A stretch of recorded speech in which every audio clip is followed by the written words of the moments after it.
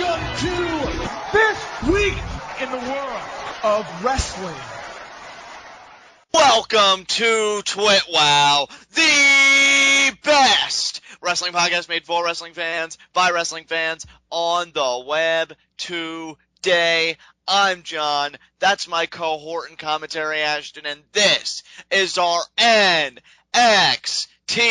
review. And I gotta say, this was one of my favorite episodes of NXT in quite some time, and I think that's really saying something, because if you know me, you know I usually give NXT a very stellar review, but this episode for me was absolutely phenomenal. Ashton, what'd you think of it? I really enjoyed this NXT. I feel like they have done a very good job of making up for, I believe, was it last week? I forget. It might have been last week, yeah. Whenever it was that they had Charlotte defend the title, I don't remember when it was. Against someone. Yeah, that was last week. Okay, yeah. That was last week. Because I feel like they didn't actually announce anything for this week. So I was worried. I was thinking, man, they blew their load last week. They're not going to be able to follow up. And they did. They did a great job. They gave us a lot of things that we've been clamoring for, including a way for them to determine a new number one contender for the tag team championships. But before we talk about the show itself, one of us may or may not have some gripes with it. So let's get into Heat of the Night. Well, the gripe is not going to be on me because I don't have a single heat of the night tonight. I love this show from top to bottom. So what about you? I have no legitimate gripes, but I do just want to kind of throw out there that I feel like Bull Dempsey is literally the bus driver character from Billy Madison. I unfortunately do not get that reference, so for all of you who do, I sincerely hope you enjoy it. So, that said, I guess we could just get right into our NXT review. And actually, for my money, we had a pretty hot opener for this NXT. Well, we open with Tyler Breeze, which is, I mean, never anything but hot opener. Yeah, it's Tyler Breeze. I mean, it's Tyler Breeze. What is there to say? Tyler Breeze is gorgeous, right, John? Exactly. I mean, I just felt bad that he had to stare at Angelo Dawkins' uggo face. But that is what Tyler Breeze is here to do. He's here to compete. And he pretty much squashes Dawkins here. I mean, Dawkins, I think, gets one takedown. But that's pretty much all he gets, because Breeze soon gets aggressive, smashes Dawkins into the turnbuckle, stomps a mud hole in him, and eventually does get the beauty shot for the win. I mean, Tyler Breeze himself even said of the match, well, that was annoying. I know, right? And it was so great, too, because the crowd immediately got behind him. As soon as the bell rang, we got Breeze is gorgeous chants. This match was like a minute and a half, maybe 2 minutes at most, and Breeze won with a beauty shot out of nowhere. And then he did talk about how it was just kind of an annoyance. He does show a clip from last week where he interfered in the match between Adrian Neville and Alexander Rusev. And then he talked about how that's not even really what I wanted to show you. That was kind of an accident. But what I really want to show you, and he talks about how he submitted his music video to the Oscars in the documentary category. And he is getting ready to show it and gets interrupted by Aiden Neville. No, Adrian. Well, that too. But, where is his right? Because you're the NXT champion, you feel like you can interrupt whatever segment you want. I was personally moved that Tyler Breeze submitted his music video for Oscar consideration. I mean, it's about time, personally. So yeah, Neville says he doesn't care about his music video. He doesn't care about any of that. He just wants to know when Tyler Breeze is going to man up and cash in his NXT championship opportunity, a question that has been on all of our minds, I'm sure. But Tyler Breeze didn't take too kindly to the interruption, Ashton. No, he immediately got back at Neville by throwing out the line talking about how, I think he said something like Peter Jackson called and he wants you on the set of The Hobbit. Yeah, it's like the director of The Hobbit called, they want you back on the set. And the crowd responded great to it. They were like, whoa. I know. They bought into it so well. It was great. But then Neville comes back with, well, yeah, I know, because your mom told me. And as it turns out, you're not the only one in the Breeze family that likes to take selfies. I really don't give Adrian Neville enough credit for his mic work, mainly because I really haven't been all too impressed when he does cut a promo, and he doesn't really do it too often, which I think is more a positive than a negative, but he really came through here. Yeah, this is great. It's funny for all the death-like promos that the Brock Lesnar's or the Randy Ortons or the John Cena's could all cut on each other. I found this to be a million times more entertaining because these guys are being serious, but there's such a comical air about it, you can't help but appreciate it. This was fantastic.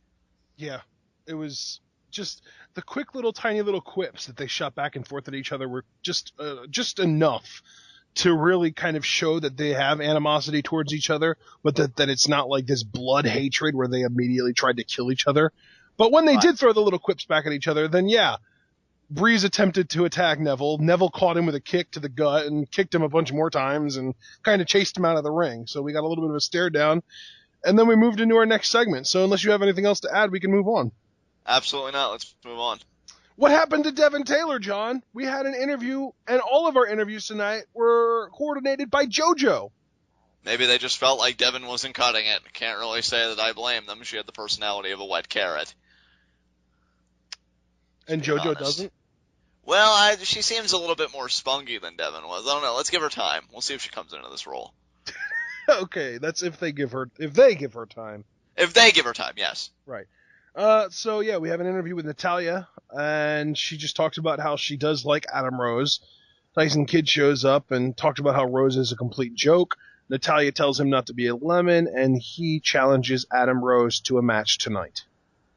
Pretty much, yeah. There's really not much I can add on to it. She's like, Tyson, you're being a lemon. And I just loved his reaction, just kind of smiled, laughed it off, said, well, it's really none of your business. I don't know why our relationship keeps affecting my solo career. Perfectly legitimate gripe from where I'm sitting.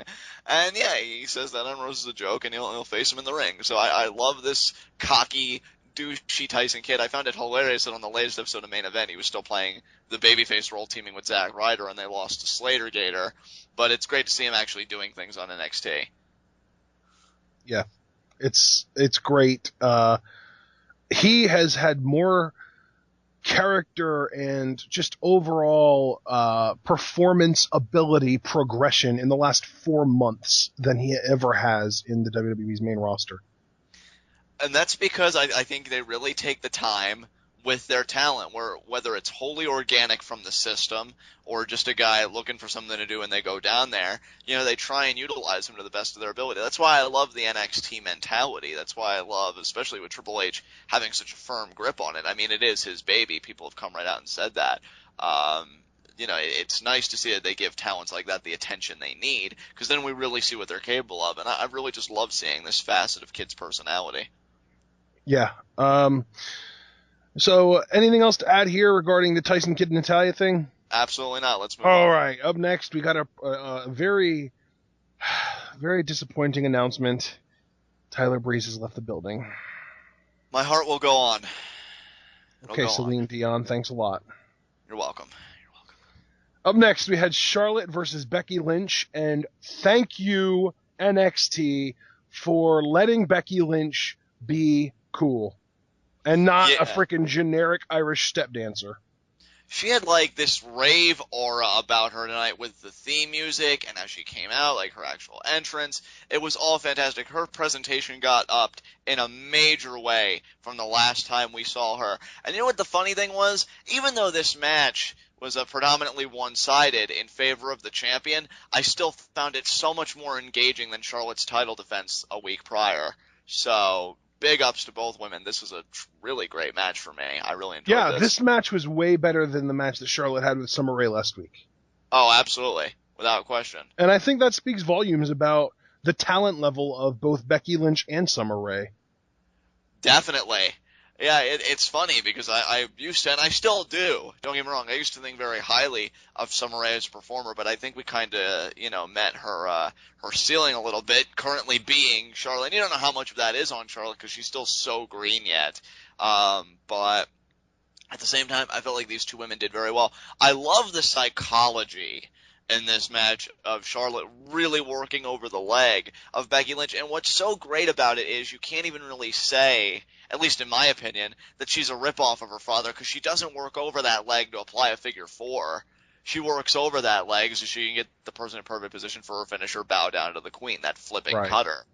So I really admire that she really stuck to the game plan of working over the leg, really demonstrated that psychology. And Becky Lynch fighting back made her all the more sympathetic and a courageous babyface in the eyes of the NXT universe. And they were so behind her for this, too. They were. And I don't know how much of that was Becky being over or Charlotte being a really good heel, because it's kind of hard to say when she's going against somebody who's so new to the NXT scene. And the funny thing with Charlotte is, like, her reactions they haven't been consistent. You know, like the week prior, you could say that she was meant to be the babyface because Summer's just this very arrogant, snobbish human being. And you could certainly ascribe some of those traits to Charlotte as well, no doubt. But it seemed like they wanted her to be more the babyface between the two women. And now I don't know if they're just trying to go back on that heel path. So Charlotte's in a very weird place with me because I don't even really know what her alignment is. Whereas Becky, I think, is just pure babyface, without question. Oh, absolutely. No doubt about that. That's not even really worth mentioning. Exactly. And I really admire the effort from both women. I think the women's division continues to be one of my favorite aspects of NXT because they're given a chance to put on matches like this, which I'm hoping the main roster can do of similar quality with Paige and AJ at SummerSlam. And Naomi. Naomi, yeah. And so, you know, they're getting there as well, but it's really originating in NXT. NXT is kind of like the nucleus of this whole thing. I agree. Yeah, so Charlotte does get the win with Bow Down to the Queen, but commentary is sure to put over Becky Lynch, which, again, commentary is so on point tonight, and I noticed the absence of Rich Brennan, because he took over a backstage area for one segment. So much better that way. Keep him there, please. Becky Lynch became my second favorite NXT diva tonight. Yeah, and she currently is my favorite, if you remember. I don't know, I just love the personality. Oh, she's your favorite? You like her more than Sasha now? Man, it is so difficult because Sasha's so good at what she does. But Becky is a prospect that I think can really grow in NXT, and I'm already loving what I'm seeing. Sasha, I feel like she's ready for the main roster. You know, you could ship her out and she'd adapt so quickly. Becky, I just really want to see her come into her own, and I'm enjoying the ride. So. Okay. Yeah. All right. So up next, we had another backstage segment. JoJo interviewing Mojo Rawley. And as soon as I saw these two together, I immediately said, holy crap, it's happening. We're getting Mojo JoJo. And Mojo actually acknowledged it. So he actually earned some points in my book tonight. Which I thought was an insurmountable feat. I didn't think it would be able to get done, but Mojo did it, so kudos to him. He kept plugging away. But yeah, I mean, that was nice. Dude, tonight's NXT was just way too frickin' meta for me. I could hardly even handle it. I mean, we had Mojo Jojo, and then there was another one later on by Connor that I just couldn't handle. So we'll talk about that when we get to it. But like, it's amazing how meta tonight's NXT was. It was amazing. Well, Mojo Rawley, his focus is on the NXT Tag Team Championships. But he doesn't have a partner. But he doesn't have a partner because, you know, who wouldn't want to get hyped with Mojo besides the whole freaking world? Dude, I feel like they should have had a segment where Mojo has like a random fan backstage, obviously played by just one of the smaller developmental wrestlers, smaller both in scale and in popularity, somebody that most people don't know about, somebody that's about the size of a typical fan, and they just play like this hardcore Mojo fan, this Mojo Rawley super fan, and he's all down in the dumps backstage in the locker room talking about, man, I really need a tag team partner so I can try and win these tag team championships, but who could possibly help me to beat the Ascension? And then this guy is just like, oh, I'll do it, Mojo, and he's like, oh, I appreciate the offer, but I don't know, you're so inexperienced. I really just want somebody that can help me win the titles now. And he goes, well, yeah, I guess that's a good point. I can help find someone, though. And you just have like 3 or 4 segments throughout the night of this smaller guy just going around asking random baby faces if they can be Mojo Rawley's tag team partner for the tournament. And each one of them has a different reason for turning him down. It's like, oh, Yeah, but I don't know. My grandma just died and I gotta be at the funeral. I don't think I can do it. And then he goes and finds someone else and they're just like, no. And he's like, why? Because I don't like Mojo. Why? Because he's annoying. Why? Because he's always so hype, I can't handle it. And then he eventually gets to Bull Dempsey, who ended up being the one that did it here. But then Bull's just like, fine, whatever. But I just think that they could have made so much more of a big deal out of it than they did. I'm just thinking about even Sami Zayn's response and his giving. He's a nice Yes. guy, and they're like, "So, do you want to be Mojo Rawley's partner?" And he just like he pauses for a second, doesn't say anything, and he's like, "Oh, I'm sorry, I was just thinking about that, and it eroded my eyeballs from within. I'm sorry, no, I can't. He's just too awful." But yeah, Bull Dempsey does step up, and he says, you need a partner, and I think it's pretty much Bull Dempsey's idea, conquering NXT. We need real men, blah blah blah. Let's win these titles together. Well, that's great. Mojo kind of gives a quizzical look, but clearly he's down because we'd see them tag later in the night, which we'll get to. So. Right, and let's not allow ourselves to forget that Bull makes it very clear that if Mojo screws this up, he's going to kill him. Yeah, great partnership there. Definitely a mutual trust going on, for sure. Clearly, obviously. I mean, come on now. So up next, we had, speaking of tag teams, we had the Ascension facing off against the team of Steve Cutler and Mac Miles. Now, if you feel like Steve Cutler sounds familiar, that's because he lost to CJ Parker 4 weeks ago in a singles match, and John and I made fun of him for his bank trust account. Yes, we did. It was great to see Cutler again, and Mac Miles. I'm beginning to think that these local competitors, they're probably so nervous that they're dependent on those random name generators to try No, and come it's literally like in a random cartoon where somebody looks around and they see like a fan and a clock and they say, "Hi, my name is Time McFanderson." And it's just like, okay, we need one guy, Jay Cutler. Wait, no, we can't say that. That's the quarterback of the Chicago Bears. Steve Cutler. Yeah, that works. What about the other one? Well, Teddy's song does say Mac Militant. Let's just call him Mac Miller and be done with it. Oh, there you go. Now Or we no, know it's Mac Miles. This should have been Mac Miller. That would have been even more hilarious. Oh man, that creative process is only slightly above the manatees used to write Family Guy cutaway gags. Anyway, Is it though? Is it even really? I mean, I didn't even have a pool of names to pick from. I just randomly came up with stuff. That seems below the manatees. that is, you might have a legitimate contention there. But anyway, I don't even know if I'm putting legitimate commentary to this.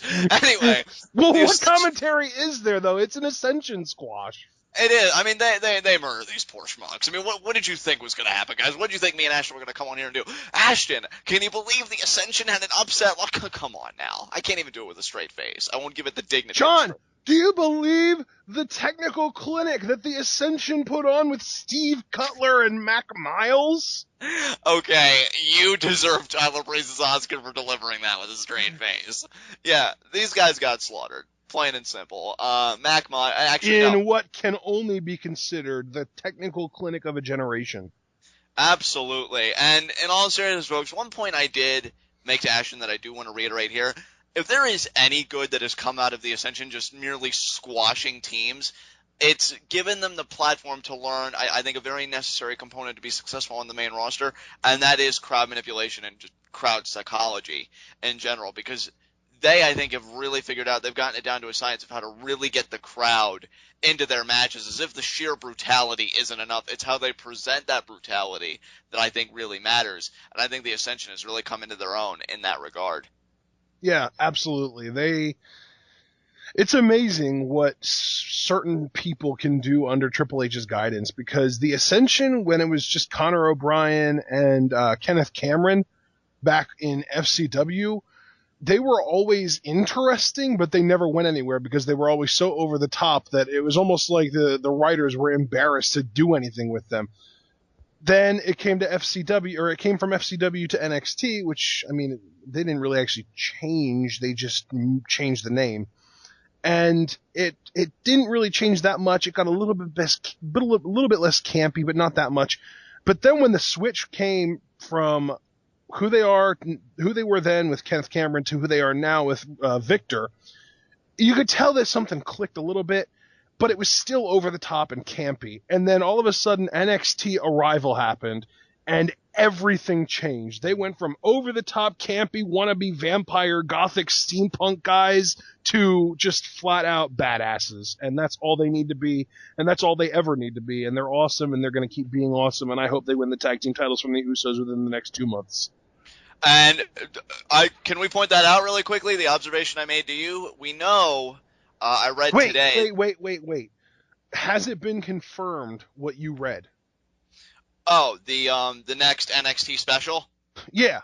I think Triple H himself may have announced it, if I'm not mistaken. Probably. Okay, but my question is, when is he making that announcement on NXT? Because we want to save this discussion for then. Okay, maybe the next set of tapings, maybe early August, so maybe even next week, if you'd want to save it till then. Okay, yeah, let's save the discussion until then. Just let it known that there's going to be an NXT live special early in September, and we're hoping that the Ascension loses the tag titles then, only to win the WWE tag titles a few weeks later at Night of Champions. So there you go. Yep. We'll get much deeper into that discussion when time permits. Right. But that said, this was another fun squad. I mean, they're always fun. I like the Ascension. I completely agree with you, Ashton, about their transformation, which began at TakeOver. And you know what? The Ascension, I think, are the greatest proof available that the system works.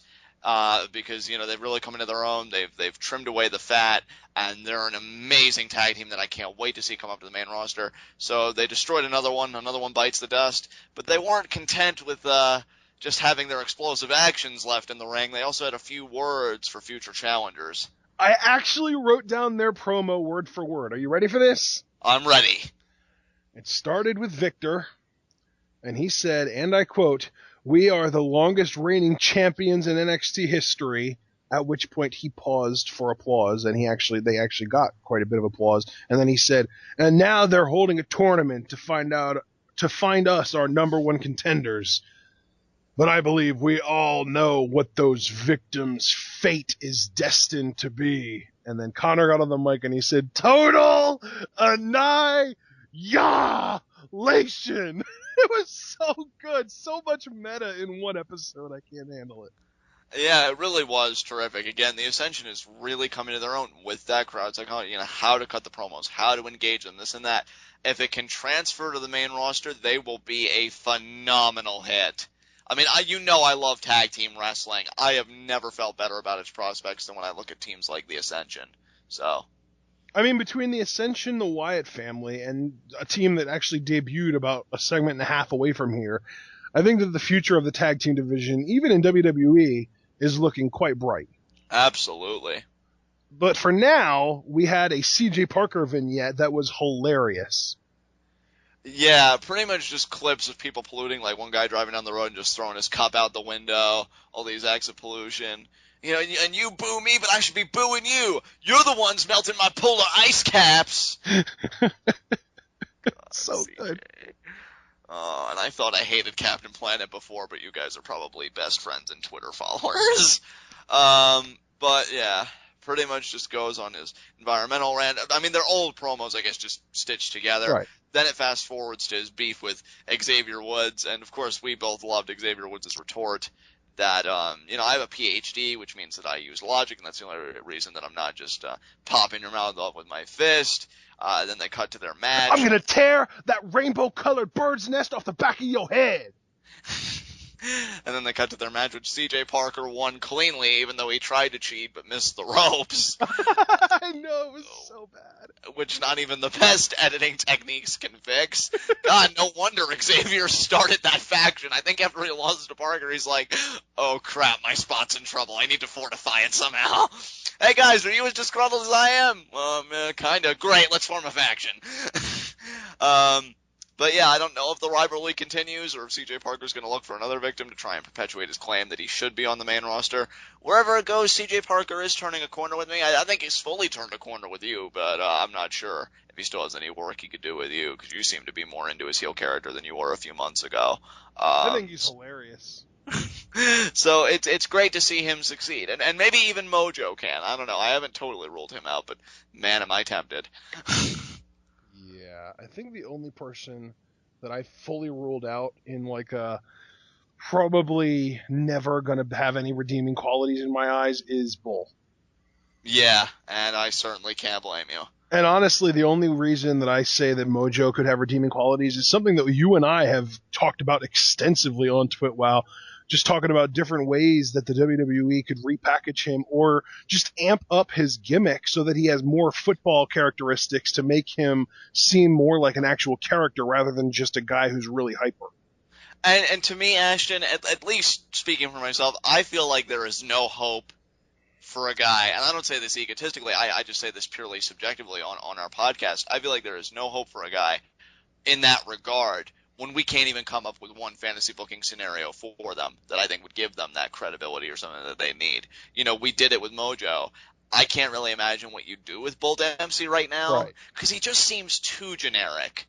You know, at least with Mojo, like, he's got those generic qualities, but at the same time, he's got the hyper gimmick. He's got the football background, which is huge because that's leverage that we can use. Right. Bull, I don't even know. He's like that indeterminate. Bull's just out of shape. Yeah, that lump of clay that you really don't know what to mold it into, and I'm still looking for ways. I mean, I don't want to write him off. I don't like writing anybody off, but, man, you got to give me something first, you know? So, we'll see. All right, so up next, speaking of Bull and Mojo, they tagged up and went against the Mechanics. So the Mechanics debuted on the show. Yeah, they did. And guys, I'm not even gonna. I'm just gonna cut right to the chase. The Mechanics do lose here. So you might be wondering, wow, isn't John really devastated about that? Why isn't that a heat of the night? Well, the thing is, I like to keep my heat of the nights legitimate. I don't like to get my personal feelings about anything involved in my heat of the nights unless it's something that really makes me angry and I have good reason to do so. At the same time, I felt like the Mechanics had a good debut here, and as Ashton rightly pointed out, winning or losing on your debut isn't going to be the ultimate determination of whether you thrive or fail in your ultimate WWE career. One thing I really loved about the Mechanics for the little bit of offense they got, they utilized frequent tags superbly in working over Mojo Rawley's arms. They felt very, very Los Guerreros. Yeah, it did. You know, and you know what you just said, Ashton? It felt very, very Los Guerreros. One of the teams they cited when they said they were going to bring technical wrestling back in a tag team sense. I feel like I always remember, like, anytime Los Guerreros were in a match, I always feel like I got almost, like, annoyed at how frequently they tagged each other. But it's so smart, though, given the nature of a tag team match. Right. I don't understand why more teams don't do it, which is why I was This so was when I impressed was with too Mechanics. young to realize how intelligent it was. Right. Oh, I completely understand. Believe me, I've had those moments in a lot of facets of wrestling, but I was really impressed with that. I hope, and again, maybe I'm asking for a little bit too much considering how they debuted and who they debuted against, because Bull Dempsey and Mojo Rawley just seem so thrown together, whereas you could even sense the coordination, at least in my opinion, of the Mechanics, even from their entrance alone. Yeah. But I do hope that they're in the tag title tournament and they at least win the first round. I'm not even asking for them to win the belts because after this, I really don't even expect them to. I thought their debut would have gone differently, so maybe I would have put more stock in there. Not so much now. But if they win the first round, I'd be cool with it. But long story short, guys, yeah, that's pretty much all the Mechanics get in there are the frequent tags working over the arm of Mojo Rawley, which, yeah, I fanboyed for because I'm a sucker. I'm the best kind of sucker there is. And Mojo Rawley, you know, he makes the comeback. He deals with, I believe it was Scott Dawson, not Dash Wilder. Dash Wilder was the one that ate the pin. Oh, he did eat the pin. Okay, so it was Scott Dawson that got taken out on the apron. Yeah. Bull Dempsey gets his finisher, gets the pin. These two guys win. I mean, obviously, I don't like it at all, but I'm not going to be mad that the Mechanics lost. Everybody's got to lose sometime. You might as well get it out of the way quickly. Maybe they'll get their push soon. I don't know. So, I don't think they're going to get any kind of a major push anytime soon, but I just like that they are around. Like, the fact that these guys exist makes NXT better. And you said it perfectly, Ashton, because you know what the real victory is here, and I don't say this to sound schmaltzy. I say it because I'm quite serious about it, given the nature of our business. They got time. When you get time, I feel like there's always hope to make something more. The day that you're really pulled off television or nobody hears from you, that's when the alarm bells go off. So they got their time. I'm happy with that. Absolutely. So up next we had Bayley talking about how she has someone, I think, was it Mojo or was it JoJo? I don't know if it was JoJo or not. I think it was Rich's segment that for the That night. was Rich Brennan? Okay, Rich asks Bayley what she thinks about the BFFs breaking up, and she says that even though it sounds kind of mean, she likes it because they were mean to her, and she talks about how she's pinned Charlotte before. Bayley, has pinned the NXT Women's Champion before. She's all excited, And then Charlotte interrupts her and kind of talks her down and basically just tells her to keep her name out of her mouth. Yeah. What did Charlotte say to her? It's not like you were built genetically superior. Oh, Charlotte. That's gonna go right alongside the Divas division needs a little bit more Flair! Oh, God, shoot myself in the eyeballs. You but yeah. want to, wouldn't you? Well, after that, well, actually, the ears would be more apropos because, I mean, promos, clearly, audio qualities. But regardless, Charlotte has gotten a lot better. And, in fact, her match at TakeOver, I believe, was one of the matches of the night with Natalya. So I do have to give her big ups for that. And she had another great outing with Becky Lynch tonight, showed great psychology. So Charlotte is definitely, she's not bad by any means, but those promos, man, they still, for me, just need a little bit of work. Though I will admit, even then, there are times that she could be funny. Like, I still am laughing about the whole Sasha Banks interaction. You know, we can still be friends. You know, the kind that say hi to each other in the hallway. You couldn't even get through that with a straight face, dude. I couldn't because, I don't know, she's just such a bitch, but it's entertaining. Like, oh, Bailey, don't kid yourself. Well, I'm sorry the poor woman has dreams, you jerk. You laugh at each other for having dreams all the time. What's to stop them? You know what, Ashton? I really hope, and again, I don't want to get too into the next NXT special and stuff, because we really don't know much anyway, but I do hope that they save Charlotte and Bailey for that event. I hope they don't hotshot it for like next week or 2 weeks from now and then come up with a new match, unless, of course, they feel like they can really outdo it, because I feel like there's a lot of potential in Bailey. I think Sasha Charlotte could outdo it. I agree with you, but I don't know if I want that yet.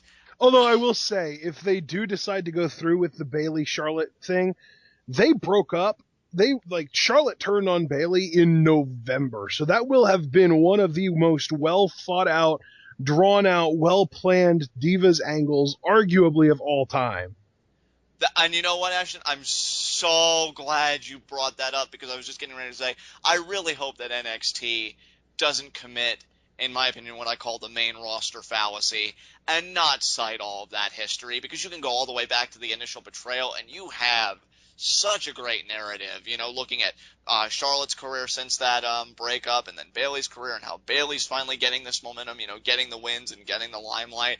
And even though I think Charlotte may be due for somewhat of a lengthy reign, because I think they want to treat the NXT Women's Championship seriously, which I do greatly appreciate, I wouldn't be surprised if Bailey came away the champion, to be honest. I just think her stock's on the rise. She's one of the most over women on the roster, and they may want to give her that rub. Only time will tell. Yeah, absolutely. So up next, we had, and it's so weird because this actually started at 20 of 10, meaning 40 minutes into what was supposed to be an hour-long show. Adam Rose versus Tyson Kidd, our main event of the evening. So it's like, holy crap, we're actually going to get a long Adam Rose match. I was so excited. Now, granted, it only ended up being like 12 minutes, but it was still a heck of a lot better than anything we've seen from him on the main roster. This is why I have to say again, thank you, NXT, because even if he's squashing a guy like Jason Jordan, he still gets more time than he does on the main roster, whether he's competing on Raw or SmackDown. And this was a wrestling match, and I was so grateful for it because, you know, of course we've seen his work as Leo Kruger, but I don't think we've ever seen a match of this kind of time with the Adam Rose gimmick. So it was great to see. And Tyson, again, was so great in the heel role because there's a point where Adam Rose leaves the ring. He's interacting with Natalya. He offers her the lollipop, which she accepts. I mean, fully embraces because she actually licks it, you know, puts it in her mouth. Tyson goes out. He's like, you know, what's wrong with you? You know, that's disgusting. You know, pretty much takes the lollipop from her. And they just have a great back and forth exchange, Ashton. Yeah. I personally kind of got grossed out the fact that Natalya shoved the lollipop in her mouth because doesn't he keep those in his pocket when he comes out? I think he does, yes. Yeah, that's kind of gross. But yeah.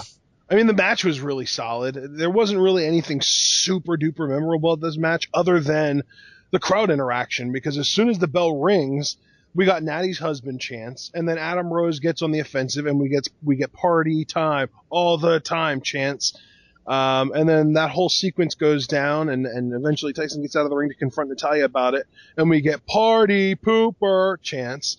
Yeah, we got some really awesome crowd interaction in this match. They absolutely love Adam Rose, and for good reason. He's awesome. But yeah, I feel like this match wasn't bad by any means. It was a solid match, but there wasn't really anything stand out about it. I think it was just great to see him compete. I know, right? Yeah, like that's the thing. It's just a matter of finally getting Adam Rose in the ring as Adam Rose for more than 2 minutes. Oh, isn't it a wonderful paradise? Seeing Adam Rose matches go full length. What a world. But Amazing, isn't it? I know.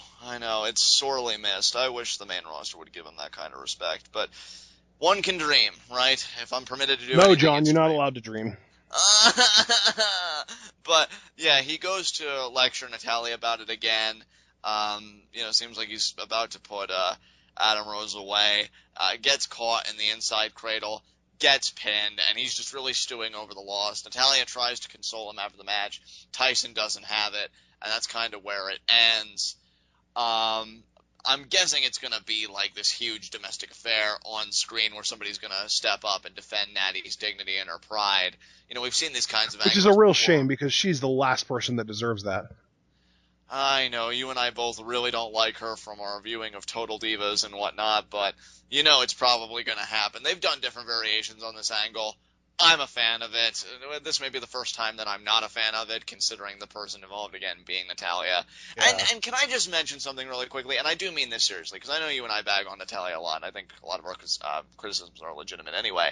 But one big problem I do have with this whole angle, they talk about Tyson Kidd being envious of Natalya's success. Well, I'm asking very seriously, what success? She held one title one time, John. Years ago, though. And really, if you want to make that argument, and I'm saying, if people seriously would, I know you did it jokingly, but if people seriously would want to... But she's a TV star, John. Well, maybe that's what they're talking about, and So is Tyson Kidd. He's on the same freaking show. Well, yeah, he's on the same show, so thank you, so it still doesn't work. But he's not the center of attention, which is apparently all that really matters. Oh, yes, because everybody wants to be the center of attention on Total Freaking Divas on the E! Network. But you know what, though? They do, though. I say that jokingly, but they do. Oh, God, it's just hard to buy into this angle when that's what they consider success. And even though it pains me to say it, and I won't be surprised from coughing up blood afterwards because it just decimates my internal organs, I can understand maybe why they would go that route. Oh, God. But to me, it's just not good enough. And that's why I really can't get as invested. The only reason I'm getting invested in this angle, to be honest, is because I am a Tyson Kidd fan. I like seeing this facet of his personality, him feeling like this chip on his shoulder, like he's owed something and he's a complete douchebag about it. And again, I don't like Natalya, so I like to see her butt in his business only to get told off, because she's horrible. I mean, that's my only personal investment in this. But to go off the angle, Tyson is just stewing over Natalya's success, and Michael Cole saying, well, all you're going to be known as is Natty's husband, what side of the bed did you get up on that night, Michael? Jesus. Yeah, I just really don't have any kind of attachment to that angle in that way, the way that it would want me to. So. Yep. Do you have anything else to say about this, or can we move on to our next segment? This was a fun NXT. Let's get into high spots and low shots. I am so torn for both categories, but what I think I'm going to say is my low shot is going to be Becky Lynch. Why? This is only because, her she had a great match, but it was against the champion, and this is really your chance to prove something. And while she's got a lot of heart, she's only had 3 matches now on the NXT. That's true, but you try and maximize every opportunity. She didn't come through with the win. That could have done big things for her. I feel like there are far better options than the girl who's only had 3 matches and lost to the freaking champion of... I'm a freaking bully, okay? Is that what you wanted to hear? I'm bullying this Okay, world. well, because you took probably my least favorite candidate for low shot tonight, I'm going to end up with a shared low shot between multiple people. Okay, well, that's fine. Do it. So do you want to kind of explain your reasoning, or were you done with that? Well, I pretty much did. She was in a match with the champion, lights are on bright, and she really just didn't deliver. 3 matches or not, you're in there, you get your game face on. She gave a valiant effort, but she still lost. Okay, well, I have two low shots then. Okay. First of all, the mechanics, because you debut and lose to that team. Agreed. And I feel like that, I thought that was going to be your low shot, and I feel like the only reason it wasn't is because you just couldn't bring yourself to do it. And my second co-low shot is Tyson Kidd, because he's been on a losing streak, and now he loses to Adam Rose, who he called a joke earlier in the night, therefore basically burying himself. I like the justification for both. So, moving on, my high spot, I'm going to say, my high spot's Tyler Breeze. Okay. I mean, squashes Angelo Dawkins, still has control of his championship match. He submitted his music video for the Oscars, so big things going on even for his Ugo fans. And yeah, he did get roughed up a bit by Adrian Neville, but at the end of the day, he still didn't divulge when his title shot is going to come, so he still has the element of surprise in his corner, and just ask any Money in the Bank holder, and they'll tell you what a great asset that is to have when pursuing a world title, so... Okay, I like it. My high spot, just going to keep it simple, Adam Rose, because he finally gets time, and he takes full advantage of it, not only putting on a solid match, but winning. Absolutely. I think Adam Rose is legitimately undefeated since he debuted on the main roster. I'd have to agree. I know he's undefeated on the main roster, but I have to check to make sure if he's undefeated on NXT as well, but I think he is. I believe he is, yeah. The guy's on a freaking tear, and nobody's acknowledging it, except us. So... yeah.